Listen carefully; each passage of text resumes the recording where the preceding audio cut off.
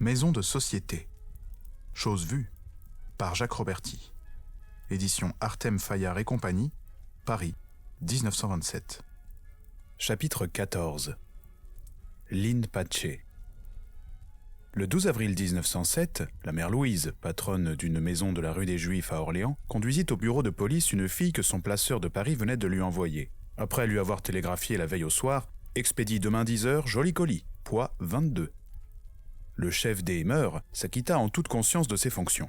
Il interrogea la fille, lui demandant d'où elle venait, si elle s'était déjà livrée à la prostitution et si elle entrait en maison de son plein consentement. La fille répondit qu'elle avait été domestique à Paris pendant 1 an, mais qu'elle faisait la rue depuis 2 mois. Elle montra son bulletin de naissance et le policier, affranchi de toute inquiétude, nota sur un petit livret, sorte de fascicule semblable à ceux qu'on remet aux hommes de troupe fraîchement incorporés, le nom et les prénoms de la nouvelle recrue, ceux de ses parents, la date et le lieu de sa naissance. Puis, la regardant avec attention, il établit son signalement. Taille moyenne, cheveux bruns, sourcils bruns, front ordinaire, yeux bleus, nez petit et droit, bouche moyenne, menton rond, visage ovale, teint. Il hésita un instant. Allait-il écrire rouge ou rose ? La sève d'une jeunesse villageoise fleurissait de vermeil pivoine les joues pleines et lisses de Jeanne-Marie P., née à Aubigny, dans le Cher, le 22 mars 1885. Mais ce policier avait un choix d'épithètes assez varié. À la dernière ligne, il écrivit « teint frais ». Puis il tendit le carnet à la fille en lui disant « Vous passerez la visite ce soir ». Durant les 8 mois que Jeanne-Marie demeura dans la maison de la mère Louise, elle n'eut pas la curiosité de lire le règlement sur la police des mœurs, qui occupait 22 pages de son carnet. Elle vit seulement qu'il portait les signatures du baron Harold de Portalis, maire d'Orléans, et d'un conseiller de préfecture, M. Dubousset, ce qui lui donna la croyance que de hauts personnages s'intéressaient à elle. 6 feuilles blanches divisées chacune en 10 cases étaient annexées à ce règlement. Dans la 7e case de la page 28, le médecin, le 12 avril, nota « Seine ».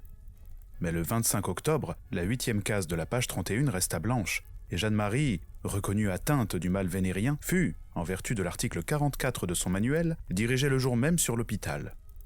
Les sœurs qui la soignaient dans la salle Sainte-Madeleine lui donnèrent des livres pieux et lui dirent que le Seigneur accueillait dans son ciel les filles repenties. Mais Jeanne-Marie chantait un refrain obscène que lui avait appris son amant, un artilleur qui la rouait de coups, et au-dessus de son lit, sur le mur blanchi à la chaux, parmi les cœurs percés de flèches, les serments d'amour et de haine, elle traça avec le chaton d'une bague de 20 sous, cadeau d'un dragueur sentimental, « C'est un sous-off du 131e d'infanterie qui m'a filé la vérole. À bas l'infanterie !» Au début de décembre, gavée de pilules de mercure, elle sortit de la salle Sainte-Madeleine, et son amant l'artilleur, qui venait d'être libéré après 2 mois de rabiot, l'emmenait à La Rochelle. Toute une année, elle fut pensionnaire dans une maison de la rue des Voiliers. Puis, comme une épave que les flots ballottent, les ports de mer l'accueillirent et la rejetèrent. Elle connut la rue des Caboteurs à Saint-Nazaire, la rue de l'Amiral Troude à Cherbourg, la rue Kléber à Brest, et à Dunkerque la rue des Casernes de la Marine, où 20 maisons publiques jettent dans la nuit des feux de forge vers lesquels, comme un mascaret, déferlent les bandes de matelots. En 1913, elle était à Toulon, rue Traverse Lirette, et se vantait auprès de ses compagnes de connaître tous les équipages du monde, les marins de toutes les peaux et de toutes les couleurs. Les années de guerre, elle les passa dans les maisons closes, à proximité des camps, puis la paix revenue, comme elle avait mal dans la poitrine et que le médecin d'un dispensaire lui conseillait d'aller respirer l'air du midi, elle s'enferma à Perpignan, rue de la Savonnerie, chez Michel le Tatoué. Mais là, elle fut prise de quinte de toux si terrible que Michel, dont elle troublait le sommeil, la chassa. Le grand 2 du faubourg de la Villette à Pézenas, puis la brasserie des Fleurs à Tarascon, la recueillirent peu de temps. Elle devenait si maigre qu'à Uzès, où, sortant de Tarascon, elle chercha un refuge, un client de la Tour du Roi la surnomma « la mort fardée ». Maîtresse Capodouro, sa patronne, lui dit qu'elle déshonorait sa maison et la pria de déguerpir. Alors, comme une bête qui revient mourir à son gîte, elle voulut revoir Aubigny, le village du Cher qu'elle avait quitté 20 ans plus tôt et où elle avait laissé des frères et des sœurs. Ils refusèrent de la recevoir. Et Jeanne-Marie, reprenant sa vie errante, tenta vainement, à Bourges, de se faire admettre dans une maison close de la rue sous les Ceps, puis à l'hôpital. Au début du mois de janvier 1926, elle se traînait dans la gare d'Orléans jusqu'à la rue des Juifs. La mère Louise n'était plus là, mais le nouveau patron, après l'avoir dévisagée, lui dit « T'es un peu vioque, je te garde tout de même, car je n'ai que 3 femmes pour l'instant. » La sous-maîtresse la conduisit au bureau de police. « Vous avez déjà été en maison ?» lui demanda le chef des mœurs. « C'est à Orléans que j'ai débuté, monsieur. même que j'ai toujours conservé comme souvenir mon premier carnet. Tenez, le voici. C'est parfait, répondit le policier. Je n'ai qu'à recopier. Et sur le nouveau carnet délivré à la fille, il inscrivit visage ovale, bouche moyenne, cheveux bruns, teint frais. Je causais avec elle dans l'estaminet que la cohue des dimanches soirs remplissait de rumeurs. Si dense était la fumée que chacun de nos gestes la brassait. La musique du piano mécanique s'étranglait dans ce brouillard que la flamme du gaz piquait de rouge comme un réverbère au bord d'un fleuve de brume. Jeanne-Marie crut, peut-être, lire dans mes yeux ce que les femmes détestent le plus, la pitié, car elle me parla avec une sorte d'orgueil de sa profession. Moi, je peux dire que j'ai eu la bonne vie. Sais-tu combien j'ai fait de maisons ? 58. Oui, 58, mon petit. J'ai voyagé, tu sais. J'en connais des villes. Tu sortais donc souvent ? Je les connais surtout par les cartes postales. J'en ai une collection, plein une caisse. Tiens, si tu reviens un jour où il n'y aura pas de presse, je te la montrerai. Je revins le surlendemain, par un calme après-midi. La salle était déserte. Jeanne-Marie descendit de sa chambre une grande boîte de carton qu'elle posa sur ses genoux. Quand elle l'ouvrit, ses yeux brillaient. « Regarde, rien que des cartes postales. J'en ai plus de 1000. Ça vaut de l'argent, tout ça. » Elle prit une carte au hasard. « C'est la cathédrale de Chartres. Une belle église, dis. Tu l'as visitée ? » Je n'ai pas eu le temps. J'étais venu à Chartres pour me mettre au vert entre deux ports. Tu parles d'un repos. C'était le mois d'août. Les ouvriers de moisson défilaient dans la tôle et dépensaient tout leur pèse comme des matelots. Ils sentaient la paille et la terre. Au bout de 15 jours, j'étais claqué. Alors je suis parti pour Toulon. Elle rit soudain. Dis donc, tu croiras peut-être que c'est une blague ? Eh bien, j'ai pas vu la mer à Toulon. Ma parole de femme. J'ai été que de la gare à la rue Traverse-Lirette. Et dans une voiture fermée encore. Tu trouves pas ça drôle ? Je remuais les cartes. Toutes lui avaient été adressées dans des maisons publiques ou dans des hôpitaux. Des centaines d'hommes les avaient signées de leurs prénoms. Mais avec pudeur, elle me dit « Oh, c'est rien que des clients. Dans toute ma vie, je n'ai eu que 3 amants. » Et sur les cartes, je lisais « Baiser fou, tendre baiser, doux baiser, mon souvenir à ma petite Jeanne-Marie, à celle que je n'oublie pas. » Des matelots de chaque escale lui avaient envoyé des vues violemment coloriées. Suez, Singapour, Saigon, Dakar, Le Cap, Mozambique, Buenos Aires et la Havane avaient déroulé devant les yeux de cette recluse leurs paysages féeriques, leurs décors diaprés. Des soldats aussi avaient rêvé de Jeanne-Marie dans leur caserne. Des cuirassiers de Tours, des artilleurs et des chasseurs à cheval d'Orléans, des fantassins de Blois et de Lunéville lui avaient fait l'hommage de cartes naïvement sentimentales. L'une représentait une colombe qui tenait dans son bec un message d'amour. Elle était adressée à mademoiselle Jeanne-Marie P., à la Casbah, allée des Grands Jardins, à Mailly-le-Champ, dans l'Aube. « Celle-là était bien jolie, me dit-elle.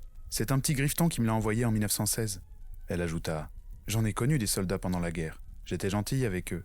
Fallait bien leur donner un peu de bonheur avant qu'ils aillent se faire tuer. » Dans son costume bébé, elle ressemblait à une lugubre poupée de bazar. Le fard transformait en rigole rose les rides de ses joues, mais ses yeux que la fièvre illuminait étaient beaux encore. Elle plongea ses mains dans l'amas de cartes, comme dans un bain doux à sa peau.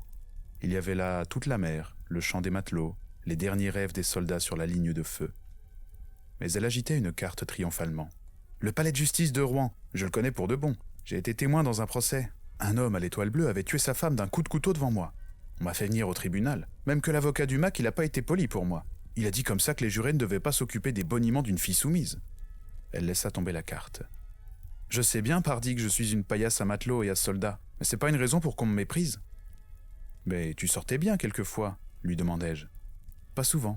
Quelquefois, les patrons nous emmenaient dans des guinguettes manger une giblotte. On respirait la bonne air et on rentrait le soir. Mais tous les ans, je prenais 8 jours de permission pour me promener avec mon homme. Depuis 2 ans, j'ai pas sorti, parce que j'ai plus d'homme. » Une quinte de toux la secoua et la plia en deux. Quand elle se fut redressée, elle appuya ses 2 mains contre ses flancs. « Tu devrais te soigner. Je prends des sirops. J'ai voulu entrer à l'hôpital, mais on ne veut pas de moi parce que j'ai pas de domicile. Faudrait que je sois à la veille de crever. » Je crus qu'elle allait pleurer. Mais fièrement. « Et puis tu sais, j'attends après personne, moi. J'ai des économies. Quand je voudrais, j'irais me dorloter à la campagne et faire ma petite rentière. » Un homme entrait. « Excuse-moi, je te quitte, c'est un client qui m'a donné rencard. » Sa boîte sous le bras, elle fit signe à l'homme et, lentement, monta l'escalier. Je me levai pour partir. Une fille couchée sur une banquette se souleva. « Elle t'en a mis plein les yeux, cette paumée de 40 piges. Des économies. Elle est arrivée ici avec 13 ronds. Tu m'entends ? 13 ronds. Et ça veut crâner. Mais demain, il y a 2 nouvelles femmes qui arrivent et la vioque, elle peut être sûre que le patron va la balancer. » Le destin de Jeanne-Marie guette les filles de maison close. Les saisons, les climats n'existent plus pour ces aveugles compagnes du Tour de France. Boulevard de l'Abattoir, à Lons-le-Saunier, elles ne jouissent pas comme d'un sorbet des hivers du Jura. Rue de la Fonderie à Aix, elles n'entendent pas le chant des cigales enivrées de soleil. Le doux automne angevin cache ses feuilles de pourpre aux 3 filles mornes comme les 3 parques qui, rue du Relais, se consument dans l'Éden de leur matrone, Madame Misère.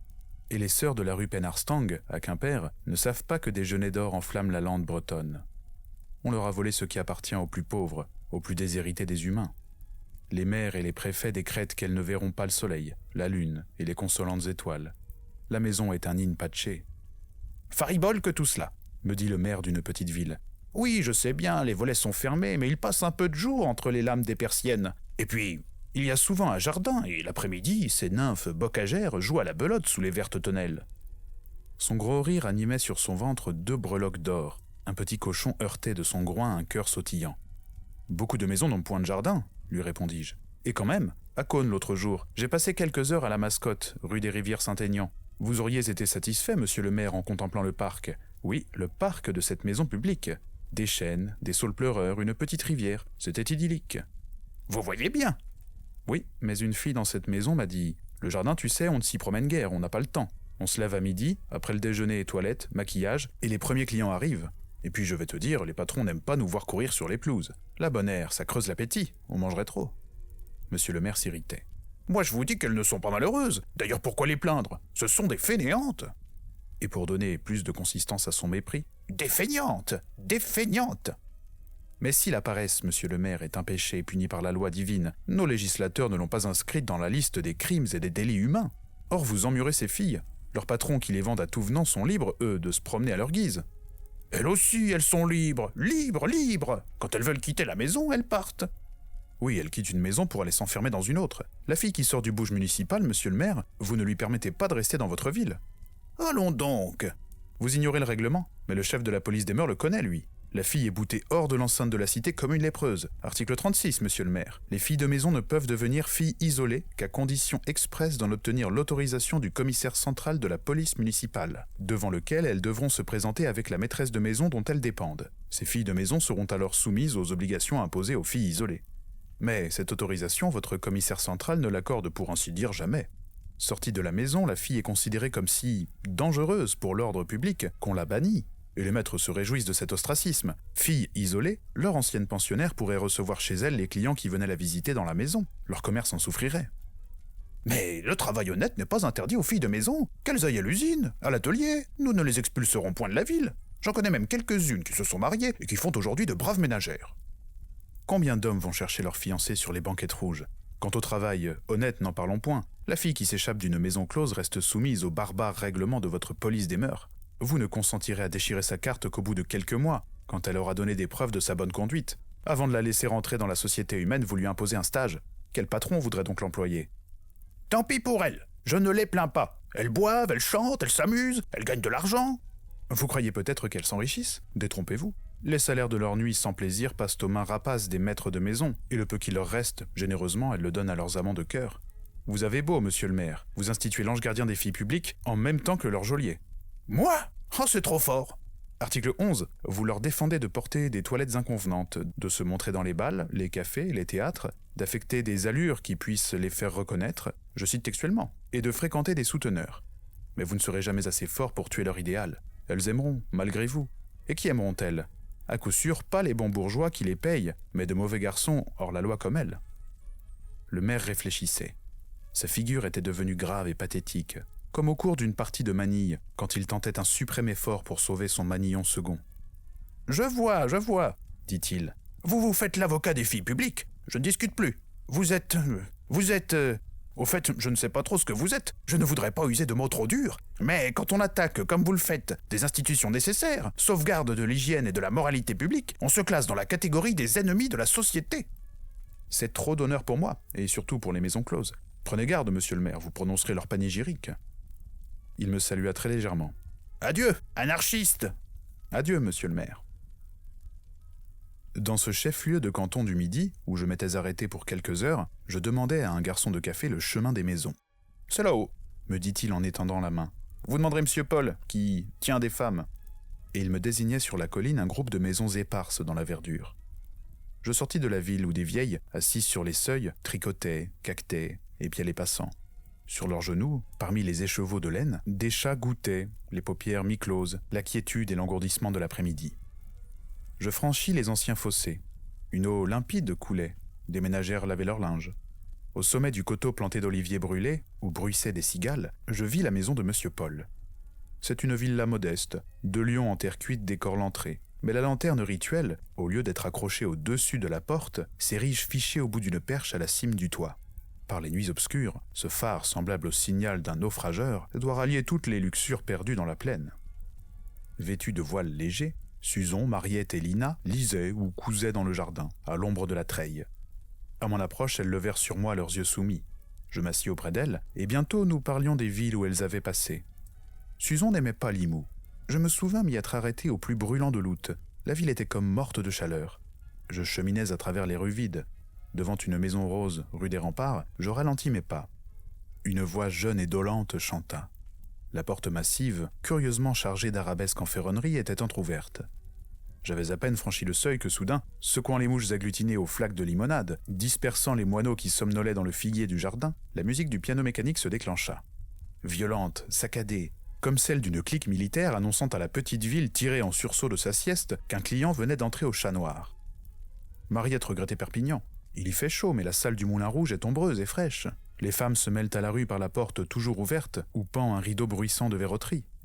Ce rideau, elles aimaient s'endraper, singeant les danseuses de l'Eldorado, aux robes étincelantes, et riaient de voir leur corps rutilés comme des gemmes fauves. Mais la voix de la sous-maîtresse grondait, criant qu'elles allaient l'abîmer et qu'on laissait rentrer les mouches. De l'Espagne toute proche, des maisons de Barcelone, de Valence, venaient des moricaudes. Elles apportaient de là-bas ces châles éclatants aux longues franges de soie que les marchands à la toilette échangent contre des rubans et des parfums pour les revendre ensuite aux dames de la ville. Parfois, à l'écart des clients, soldats de l'infanterie coloniale, ouvriers espagnols, de mauvais garçons, mal rasés, à l'odeur d'aventure, s'asseyaient. Ils venaient de passer la frontière, des flacons de cocaïne au fond des poches. Ils faisaient à Mariette des propositions qu'elle écoutait en silence, avec terreur. Elle se défiait d'eux, plaçait quelque argent à la caisse d'épargne et préférait prendre son plaisir avec de jeunes fils de famille qui, agréables et distingués de manière, se montraient en outre généreux. Lina connaissait Rodez, ville sombre. Pendant les nuits d'hiver, le long de ces rues noires fouettées par le vent et la pluie, hantées par les spectres de Fualdès et de ses assassins, ceux qui s'acheminent vers la porte bardée de fer de l'as de trèfle semblent perpétrer une action criminelle et honteuse. Elle préférait Cahors, qui la logea quelque temps dans un vieil hôtel de pierre, orné de rampes et de grilles ouvrées, et surtout Carcassonne, qui offrait sous sa fenêtre un paysage d'arbres et d'eau, de guinguettes et de tonnelles, et la belle Aude où la cité mire ses tours. Lina avait aussi vécu quelques mois dans une auberge de Narbonne, au bord de la Grande Route, se vendant aux rouliers et aux valets de ferme. À Castelnaudary, alors qu'elle était pensionnaire chez dame Euphrasie Ventadour, rue de la Fontaine, derrière les casernes, un Italien se suicida dans le salon mauve. Il était affalé sur une banquette, le front sanglant incliné sur la poitrine. Madame se lamentait dans les escaliers. Elle obtint du commissaire qu'on attendrait la nuit pour enlever le cadavre.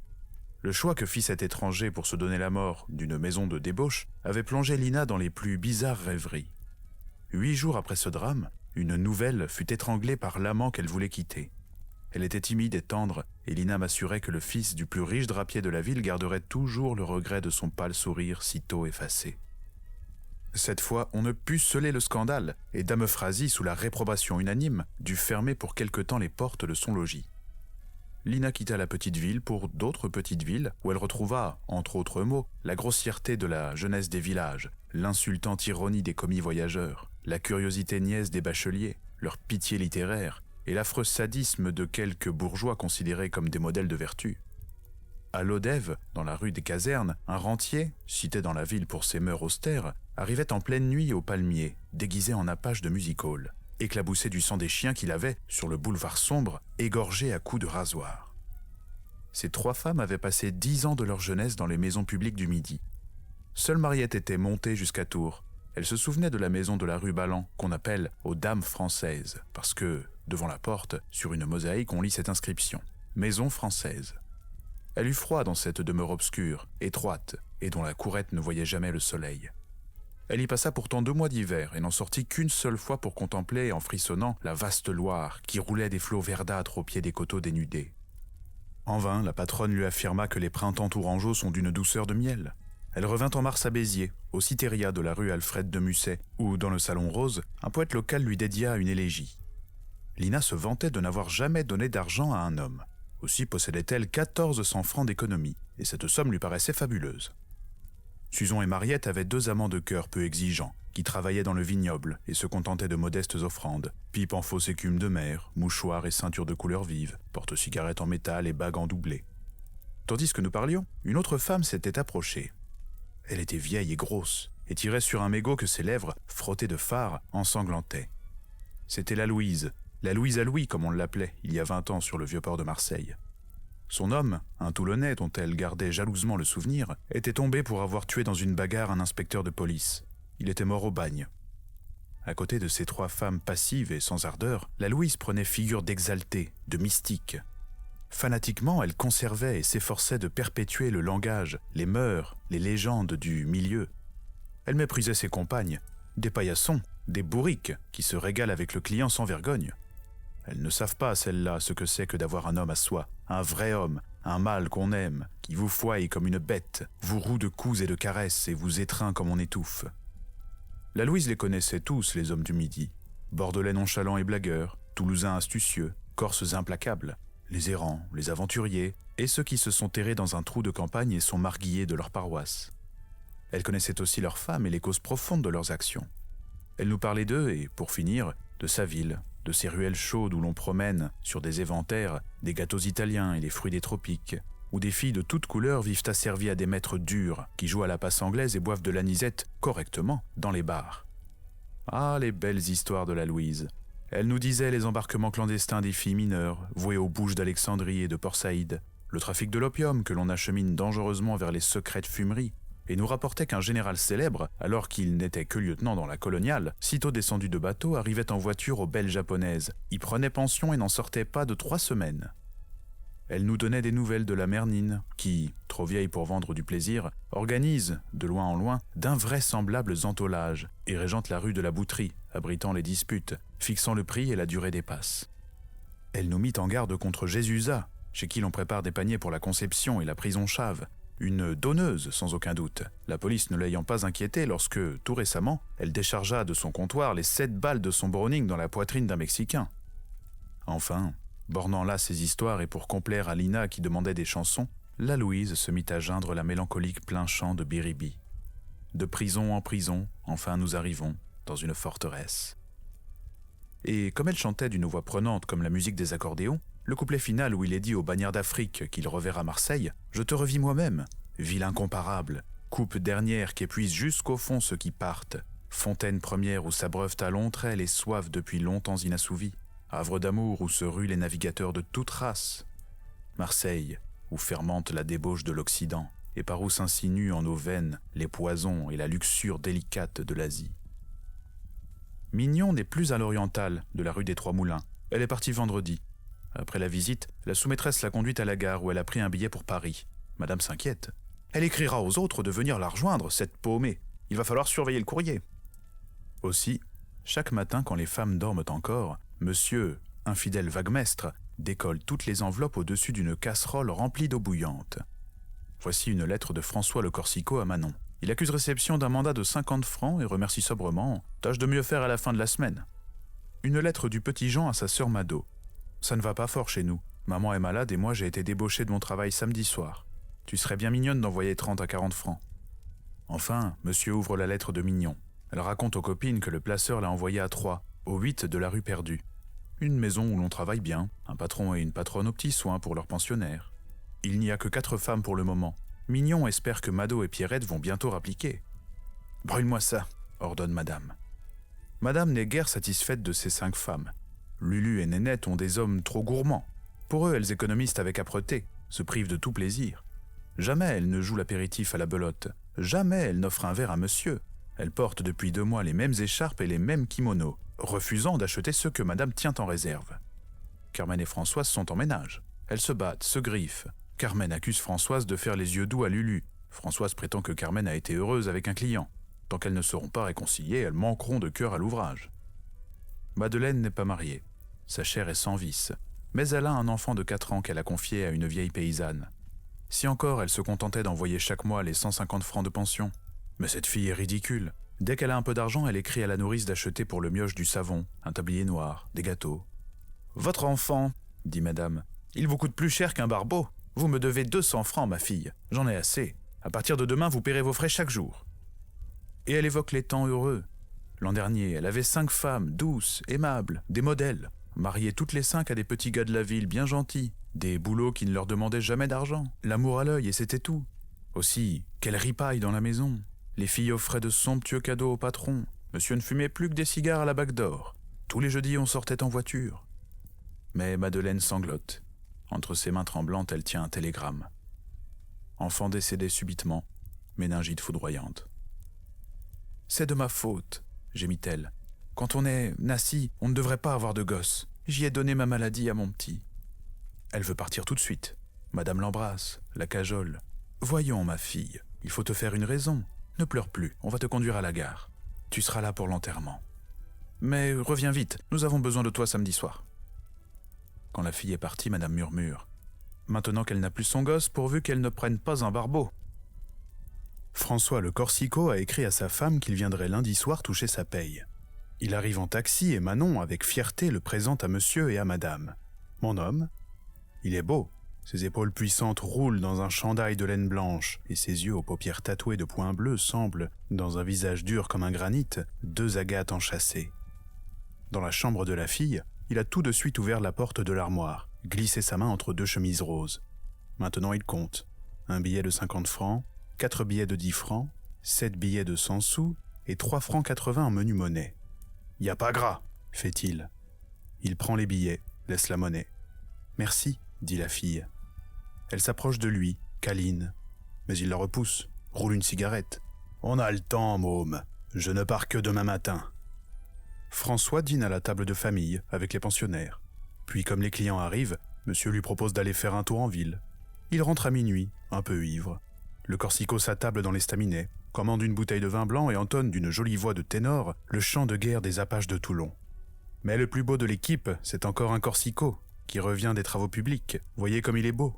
Ah, le voici, le voilà qui passe. Ah, le voici, le voilà passé, accompagné d'un agent de la sûreté. Madame, tout bas, dit à son mari, « Tu te feras du tort si tu te montres en ville avec ce voyou. »« Je l'ai emmené dans un petit bistrot, » répond monsieur. « Avec son chandail et ses tatouages, il marquait trop mal. J'aurais eu honte de m'asseoir à côté de lui au café du commerce. » Mais Manon est désespérée. Un client l'a retenue pour la nuit. « J'ai un coucher, » souffle-t-elle au Corsico. « Très bien, » fait-il. Et en homme qui sait vivre, il affecte d'appeler sa maîtresse « Madame » devant le client. À 2 heures du matin, après avoir dansé et chanté avec les autres filles, il va se coucher dans une petite mansarde que Madame a baptisée « la chambre des hommes ». À 7 heures, son client parti, Manon va le rejoindre. « Comment il a pu m'ennuyer, ce micheton-là ?»« Combien t'a-t-il donné ?»« 20 francs, je te les apporte. »« Un cig !» grommelle le Corsico. « C'est pas du travail. » Manon se couche auprès de lui. Déjà, il se rendort. Elle le contemple, retenant son souffle. Ce souteneur brutal, c'est sa petite fleur bleue. Elle sait pourtant qu'il a une autre femme à Paris, sa vraie de vraie. « Moi, je ne suis que son doublard, » dit-elle humblement. Et jusqu'à midi, sans le réveiller, elle caresse d'une main légère ses cheveux luisants comme le jais et baise d'une bouche timide son épaule tatouée d'une étoile. Pour battre en brèche la maison voisine, monsieur et madame ont demandé une négresse à leur placeur. « Envoyez 500 francs, » a répondu cet homme d'affaires, « et je vous expédie le colis. » Ils lui ont fait parvenir la somme par mandat poste, et la fille aux lèvres de charbon dans un visage de suie est arrivée, un après-midi d'avril dans la ville morne.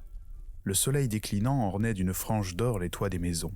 Sur la petite place de la gare, la négresse, emmitouflée dans un manteau à carreaux jaunes et rouges, frissonnait.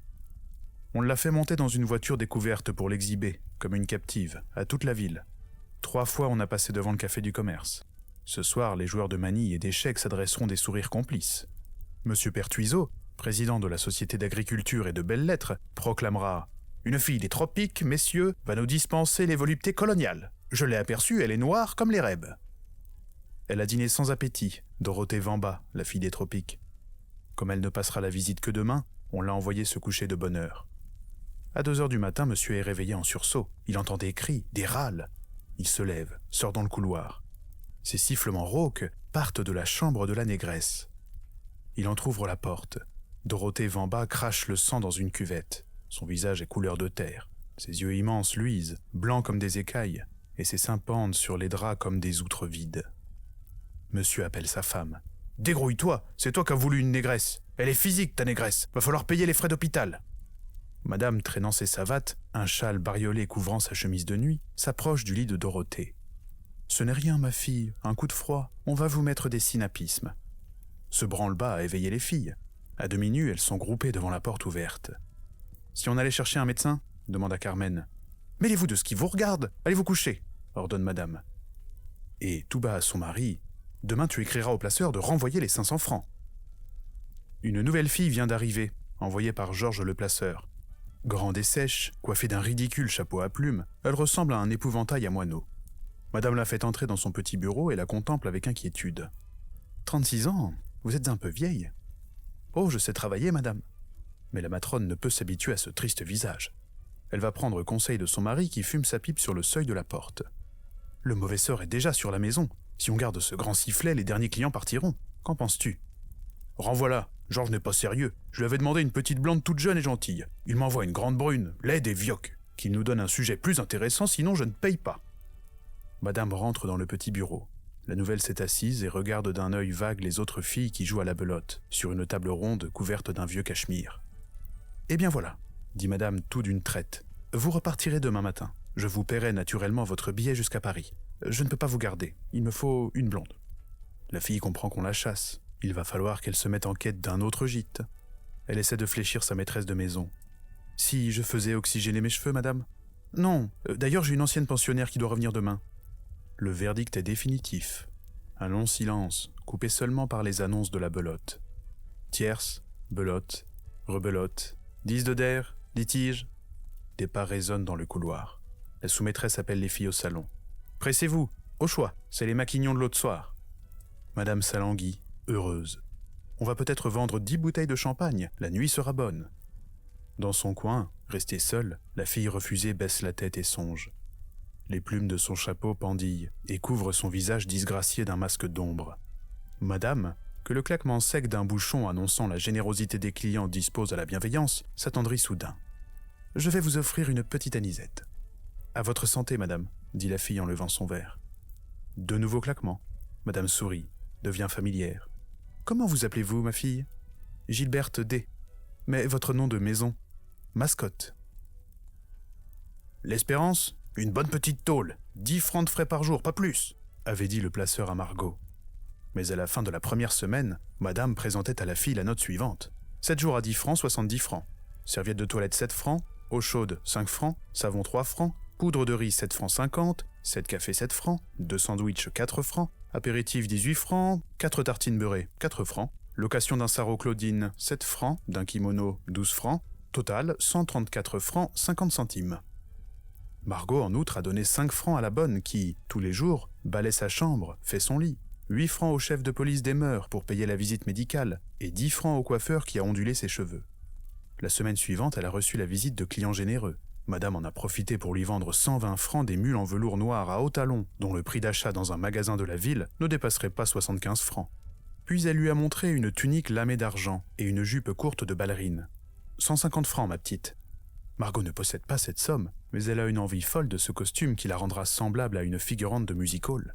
« Je te le louerai 35 francs par semaine, » dit madame. « Au choix, tu seras superbe. » Jalouse de Margot, les autres filles réclament aussi des tutus de gaze rose et des tuniques scintillantes.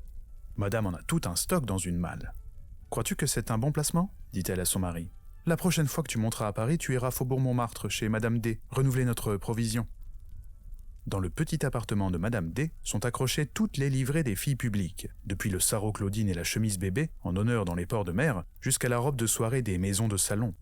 Tout resplendit et scintille. Les turbans, les aigrettes, les écharpes épuisent la gamme des couleurs.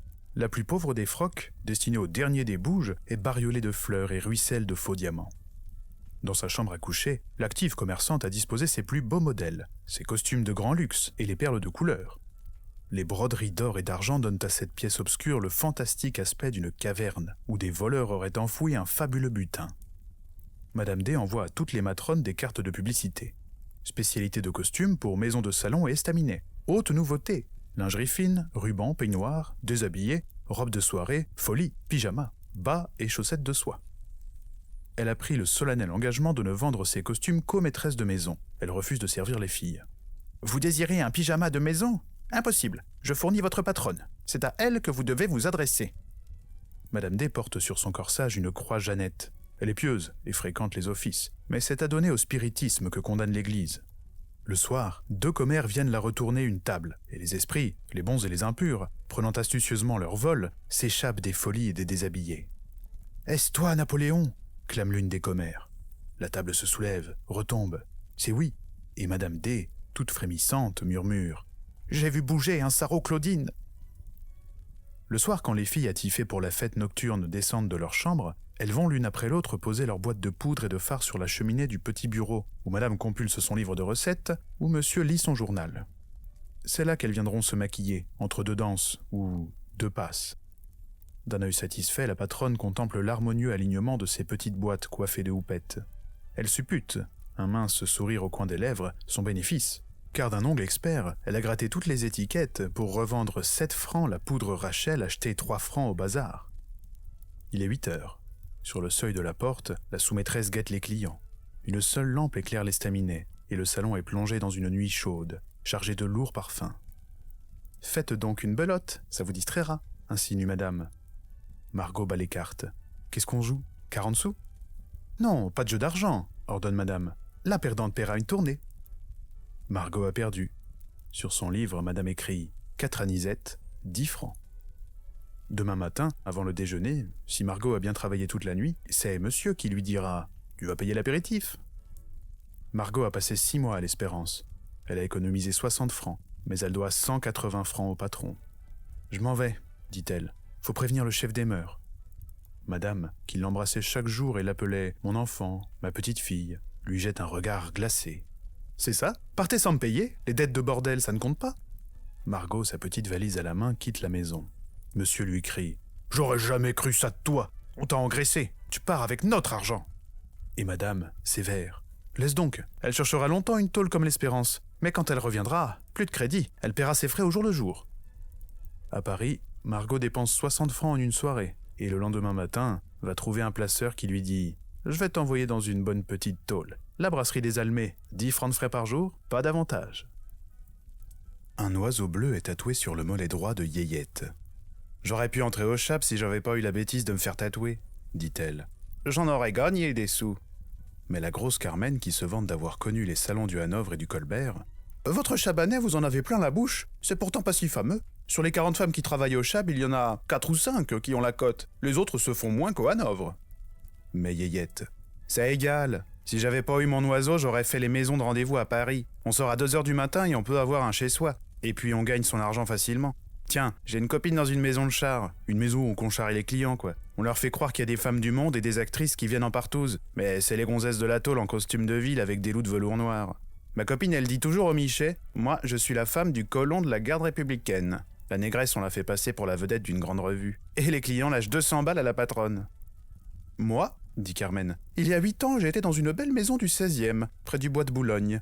Mais là, ça ne se passait pas en boniment. L'après-midi, des femmes tout ce qu'il y a de bien venaient retrouver des messieurs qui les avaient choisis dans un album de photos. Même que c'était pas juste, la police ne faisait pas passer la visite à ces gonzesses de la haute. Elles arrivaient et repartaient en voiture, ni vues ni connues. Nous, on était 3 ou 4 pour satisfaire les messieurs pressés. On nous appelait les plats du jour. Mais quelquefois, la patronne nous présentait à des étrangers comme des femmes de députés ou des marquises dans la dèche. Fernande, qui à 40 ans veut aussi s'enorgueillir de son passé, « Moi, j'étais à Paris dans une belle tôle de la rue Molière, au 13. La patronne disait aux clients « Messieurs, c'est une maison d'artistes. » Et les michetons nous demandaient dans les chambres « Dans quel théâtre tu joues le soir ?» Tous ces discours irritaient madame. Elle sent bien qu'on veut rabaisser sa maison. « Parlez-moi de vos grandes tôles de Paris, un joli travail. Rien que des vicieux, des dégoûtants qui les fréquentent. Il se passe là-dedans des choses dont je n'oserais même pas parler. Quand je pense que la police permet les chambres de torture. » « C'est pas si terrible, » répond Carmen. « La première fois que je suis entrée dans la salle des supplices du Hanovre, j'ai eu peur. Des crocs, des chaînes, des croix, des fouets et des grilles partout. Je frissonnais. Et dans un coin, v'là que j'aperçois les barreaux d'un soupirail. Vrai, j'ai cru entendre des gémissements. Je me disais, on a enfermé un passionné dans un souterrain. Je m'approche en tremblant. J'étends la main et je me brûle. Les barreaux du soupirail, c'était... Et riant aux éclats, c'était les tuyaux du radiateur. Le patron, qui était un homme économe, les avait si bien camouflés qu'il fallait y mettre la main pour s'apercevoir que c'était truqué. Si Yeyette n'a pas connu les riches maisons de Paris, ses tatouages ne lui ont pas interdit l'accès du moulin galant de la rue de Fourcy. Un tout petit estaminet toujours rempli d'hommes. Nous étions 6 femmes et on montait 20 fois, 30 fois par jour. La passe à 5,25, 50 sous pour la patronne, 40 sous pour la femme, 5 sous de serviette. Dans la chambre, le client donnait souvent 20 ou 40 sous. Les frais payés, on arrivait à se faire une demi-livre. Mais c'était tuant. Au bout de 2 mois, fallait se reposer. Le médecin nous prévenait. « Arrête-toi un peu », qui nous disait. Après, j'ai été au Rosier. C'était plus chic. La passe à 7,50. Beaucoup d'ouvriers juifs venaient nous voir comme rue de Fourcy. Et aussi des barbeaux très bien mis, très polis, de vrais messieurs. Parce qu'il faut vous dire que souvent le barbeau est un bon micheton. Carmen, méprisante. Enfin, tu n'as fait que des maisons d'abattage. Costumes de maison.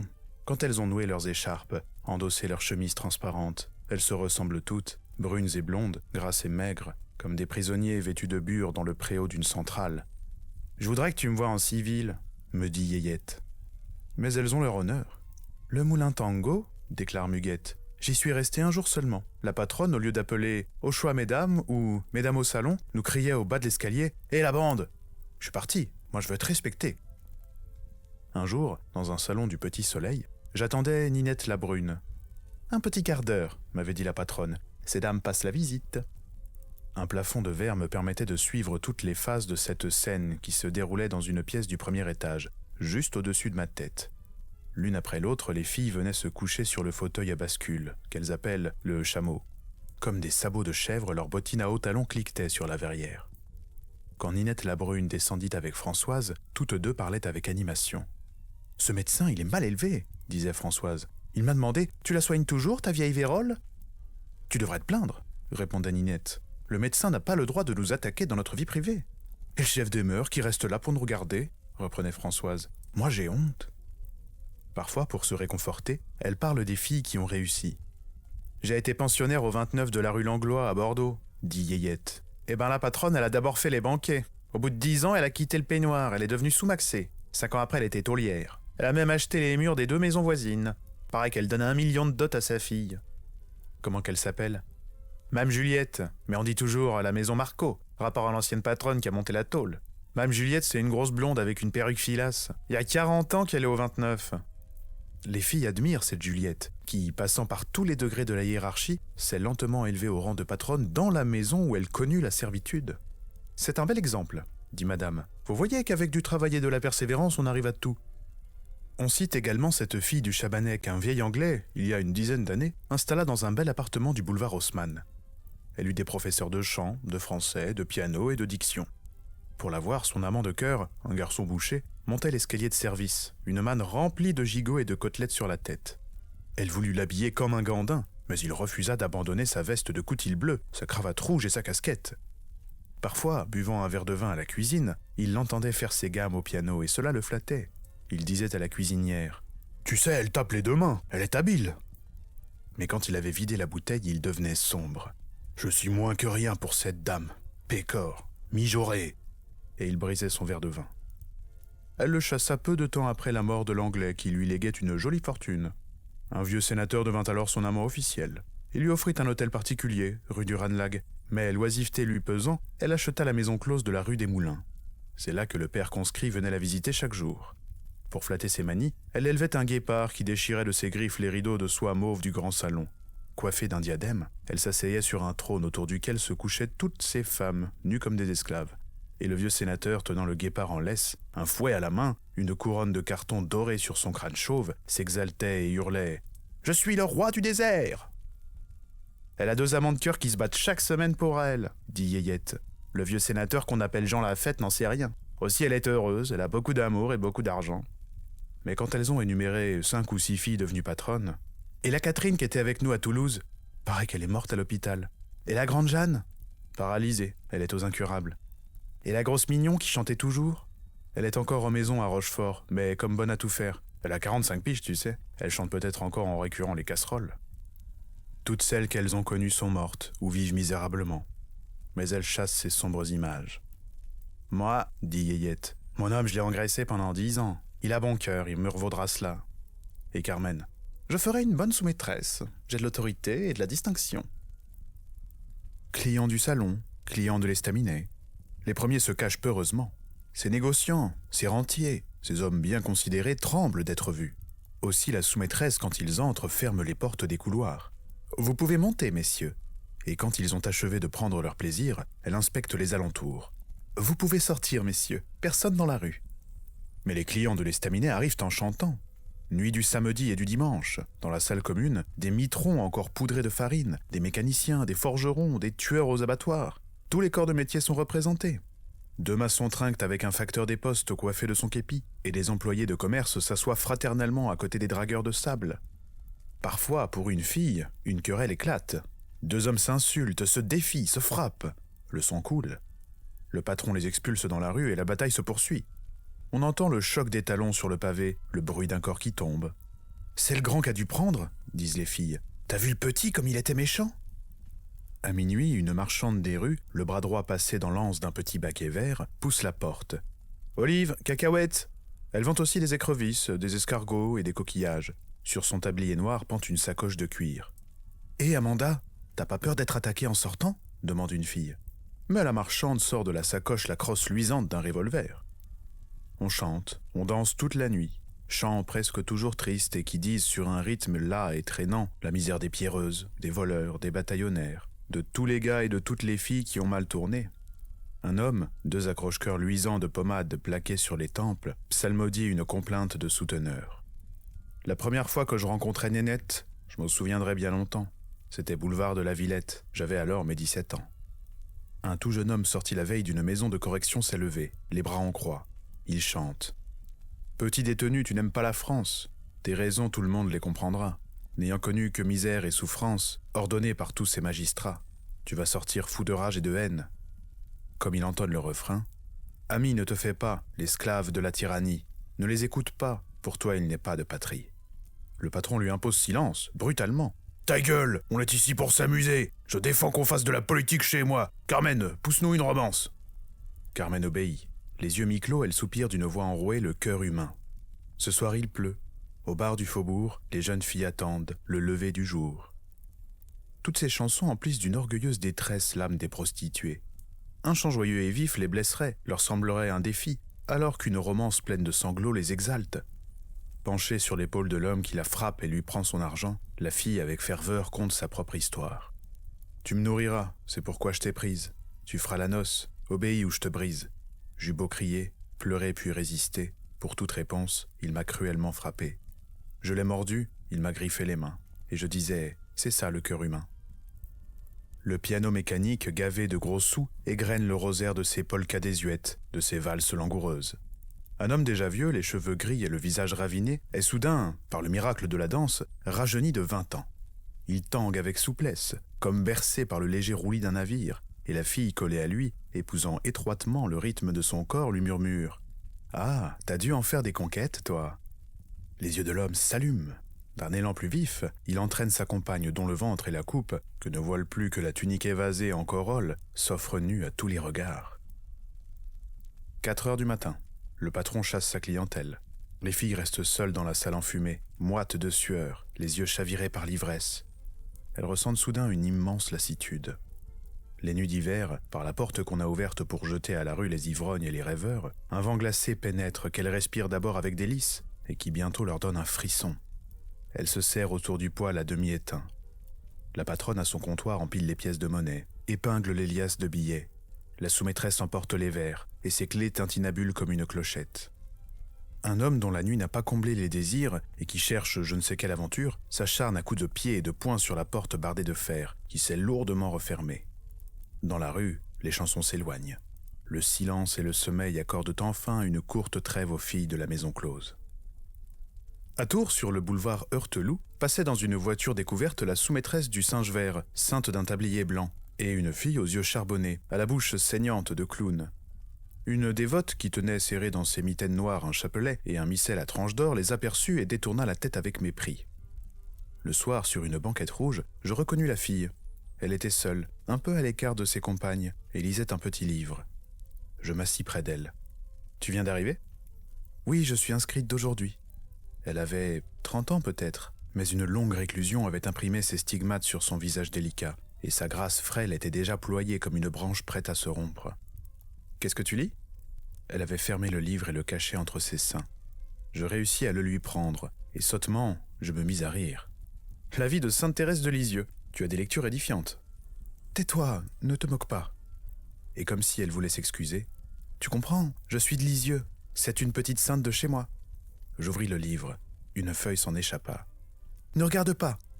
Mais je passai outre à cette défense, et sur une feuille de papier rose, je lus ce poème, écrit d'une main d'écolière.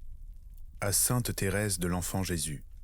Au sein d'un nuage, tu m'apparaîtras, si belle et si sage que mon cœur voudra vers toi s'envoler pour l'éternité. Petite sœur Thérèse, ô toi la bienheureuse, afin que tout s'apaise, pardonne à cette malheureuse. Je ne suis qu'une simple petite fleur des champs, mon âme est restée simple malgré tous les tourments que m'a causé la vie pour tous les temps. Je demande la foi, trésor des pauvres âmes, si je pouvais par loi recevoir ces flammes, guérisseuses des cœurs brisés par les douleurs. Je t'offrirais des roses de toutes les couleurs. Je t'offrirais des roses, apaise mes douleurs. Madeleine, elle. « C'est bête, me dit-elle. J'ai écrit cela dans le train en venant à Tours. Laisse-moi copier les vers. Tu les trouves donc beaux ?» Je répondis sincèrement, très beaux, et je copiai le poème d'une déchirante naïveté. Et je pensais à la bigote qui l'après-midi avait regardé cette fille avec dégoût. Elle, la femme respectée, s'en allait à l'église. Elle avait sans doute vaqué à ses petites occupations. Elle avait frotté de ses genoux le velours de son prie-dieu. Peut-être, blottie dans un confessionnal, avait-elle d'un acte de contrition épousté son âme. Âme étroite où rien ne pouvait fleurir, où les péchés devaient s'étioler et pâlir, menus, véniels, où les vertus, elles aussi rabougries, racornies, restaient sans force et sans couleur. Rien n'en jaillissait d'un vif élan, vers le bien ou vers le mal. Âme desséchée entre les pages du livre de la vie, âme morte.